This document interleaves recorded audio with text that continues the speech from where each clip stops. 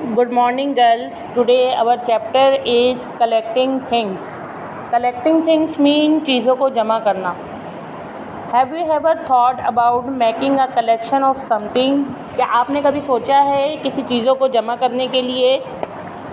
Collecting has always been a pleasant time for millions of children all over the world. The world is so full of interesting things that quite often children and adults too become interested in collection. Million of children के लिए चीज़ों को जमा करना पास time में बहुत एक खुशगवार चीज़ हुआ करती थी. बच्चे तो बच्चे बड़े भी अक्सर इन चीज़ में इंटरेस्टेड हो जाते हैं. That what kind of things do people collect? लोग किस किस्म की चीज़ों को कलेक्ट करते हैं? The answer to this is anything और एवरीथिंग. इसका जवाब ये है कि कुछ भी और सब कुछ. There is no rule that says a particular kind of object must not be collected. यहाँ पर ऐसा कोई रूल नहीं है कि ये कहा जाए कि मखसूस किस्म की कोई चीज़ कलेक्ट नहीं करनी चाहिए. Stamps, shells, butterflies, eggs, feathers, leaves, stones, matchbox, covers, antiques, plates, customs, car, and 1,001 other things are collected by people in every corner of the world. Girls, मैंने अभी इतनी सारी चीज़ों के नाम लिए हैं. इसमें से हम कुछ भी कलेक्ट कर सकते हैं, चीज़ों को जमा कर सकते हैं. अच्छा, ये हम कब करते हैं? अपने फ्री टाइम में. और इसके अलावा हम जिस चीज़ में इंटरेस्टेड होते हैं हमेशा तो ये फ्रूटफुल रहता है, हमारे लिए यूज़फुल होता है, फ़ायदेमंद होता है. चीज़ों को जमा करना इंटरेस्टिंग होता है. ये some people begin a collection as a hobby. जैसे मैंने अभी आपको बताया था कि एज आ हॉबी हम इसे कलेक्ट करते हैं. It is an enjoyable way to spend a rainy afternoon or some free time. ये एक मतलब बहुत इंजॉयबल होता है हमारे लिए कि हम रेनी आफ्टरनून को या अपने फ्री टाइम में इन चीज़ों को करें. Quite often we starts off as a hobby or pass time. अक्सर ऐसा होता है कि हम इसको एज अ हॉबी कलेक्ट करते हैं. Pastime develops into a more serious study और इवन अ प्रोफेशन. अच्छा, पास टाइम में इन चीज़ों को बहुत सीरियस लिया जाता था और बल्कि इसको एज अ प्रोफेशन भी लिया जाता था. फॉर एग्ज़ाम्पल, मिसाल के तौर पे a child who is interested in stamps may in adult life want to work with stamps. मतलब कोई एक बच्चा है, अगर वो स्टैम्प्स में इंटरेस्टेड है तो हो सकता है जब वो बड़ा हो तो फिर ये आगे वो यही काम करें. One who collects old coins may later on become interested in history and archaeology. A collector of flowers may become a botanist. मतलब अगर जिस काम को हम as a hobby in our free time, in our leisure time interested होकर हम करें तो हो सकता है इन फ्यूचर वो हमारा प्रोफेशन भी बन सकता है, वो हमारा पेशा भी बन सकता है. How does a person start a collection? एक शख्स कलेक्शन कैसे स्टार्ट करता है? This is not as easy a question as it seems. ये इतना आसान सवाल नहीं है जितना कि लग रहा है. फर्स्ट ऑफ ऑल, सबसे पहले you have to decide what you are going to collect. सबसे पहले आपने ये डिसाइड करना है कि आप क्या कलेक्ट करने वाले हो. You will of course be influenced by a number of things. In the end you will want to collect something that you are interested in. Definitely जब आप इस मुतालिक सोचना स्टार्ट करेंगे तो बहुत सारे आइडियाज़ आपके माइंड में आएंगे. आपको खुद पता चलेगा कि आप क्या क्या कर सकते हैं और आप कितने एबल हैं. Your decision will depend on whether the things you wish to collect are available near you. आपका जो फ़ैसला है वो डिपेंड करता है कि जो चीज़ आपने कलेक्ट करने का सोचा है क्या वो आपके करीब अवेलेबल है या नहीं. फॉर एग्ज़ाम्पल, मिसाल के तौर पे, it is no use of collecting sea shells if you leave miles away from the C.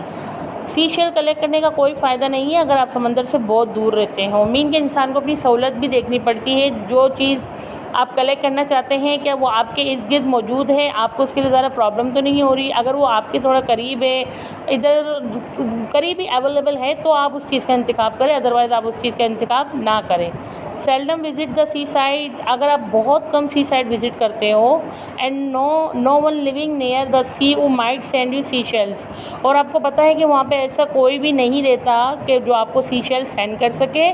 It is no use collecting flowers. फूलों को भी कलेक्ट करने का कोई फ़ायदा नहीं है. If you seldom visit the garden और द कंट्री साइड. अगर आप गार्डन में बहुत कम विजिट करते हो या कंट्री साइड में. नेक्स्ट पैराग्राफ देखें बेटा, one of the reasons why stamp collecting was so popular is because stamps were easily obtain. यानी कि स्टैम्प को कलेक्ट करना इतना मशहूर क्यों है, क्योंकि ये ईजली ऑब्टेंड है। Most people had friends in distant places who wrote letters to them. तकरीबन कुछ फ्रेंड्स हैं वो करीब रहते हैं तो वो अपने दोस्तों को लेटर लिख लेते हैं। Quite often children became interested in writing to a pen friend, a person whom they had never met and who lived in a foreign country. When an envelope with the colorful stamps arrives in the post, you might say, "What a lovely stamp." आपके जो दोस्त कुछ friends foreign country में रहते हैं, कभी कभार आपको अगर वो लेटर लिखते हैं साल में एक बार या कभी भी 6 मंथ में उनका लेटर जब आता है, एनवेलप आता है, तो ज़ाहिर अच्छे तरीके से उसको मेंटेन करके भेजते हैं, तो शायद आप उसको देखकर कहो व्हाट अ लवली स्टैम्प, कितना प्यारा स्टैम्प है। It's a pity to throw it away.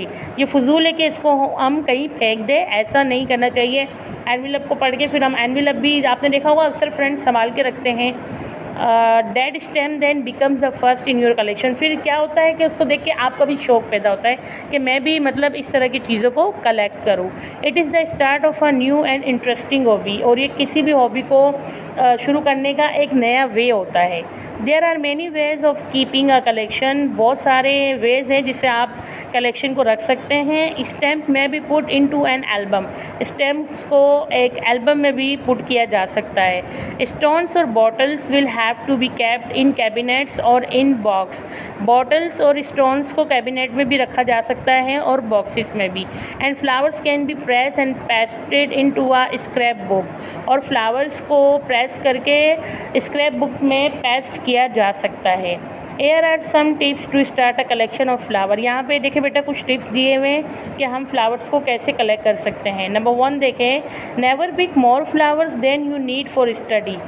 आपको जितने फ्लावर्स को स्टडी करने की नीड है उससे ज़्यादा आप कभी भी फ्लावर्स को कलेक्ट ना करें। नंबर 2 है, some of the things you will need. आपको कुछ चीज़ों की ज़रूरत पड़ेगी। A notebook, B a pencil, C an album or scrapbook, D 2 pieces of hardboard approx 25 centimeter multiply 20 centimeter, E clean newspaper, F a magnifying glass, useful but not essential. Practice drawing so that you can copy a leaf or a flower with accuracy and speed। यहाँ पे girls मैंने आपको जितनी चीज़ों के नाम बताएं are these all are very useful for collecting a flowers. Next देखें, preserving flower and leaves is quite easy. Flowers और पत्तों को प्रिजर्व करना बहुत आसान है। When you have pick the sample, जब आपने सैम्पल पिक कर लिया है, यू वांट जो आप चाहते थे, place it on a sheet of newspaper, तो उसको आप एक न्यूज़पेपर पे लगा दें। Place the newspaper on a sheet of hardboard, फिर उस शीट को आपने हार्डबोर्ड पे लगाना है। On top of the flower put another piece of newspaper, और सबसे ऊपर फ्लावर के आपने एक और न्यूज़पेपर को रखना है। And another piece of hardboard, और दूसरी जगह पे आपने हार्डबोर्ड पे रखना है। Put a few heavy books on top and leave it for a few days. आपने put a few heavy books, आपने इनके ऊपर कुछ हैवी बुक्स रखनी है, ऑन टॉप उनके ऊपर रखनी है। And leave it for a few days, और इनको कुछ दिनों के लिए आप छोड़ दें। If the flower or the leaves are juicy you may need to change the newspaper. कुछ दिनों बाद जब आप देखेंगे फ्लावर्स या लीव्स इसके जूसी हैं तो आप you need the change newspaper, आपको न्यूज़पेपर चेंज करने की ज़रूरत है। The flower will be ready to put into your album in about 2 weeks, और दो हफ्ते के अंदर अंदर आपके फ्लावर्स रेडी हो जाएंगे जिसे आप एल्बम में रख सकेंगे। When the flower has been taken out of the press, जब आप फ्लावर्स को प्रेस से निकालोगे, place it on some clean paper, आपने उसे कुछ क्लीन पेपर पे रखना है। Fix it with tiny drops of glue or with strips of gum paper, फिर आपने उसको गम पेपर की मदद से उस पर पेस्ट कर देना है, ग्लू की मदद से गम पेपर पे पेस्ट कर देना है।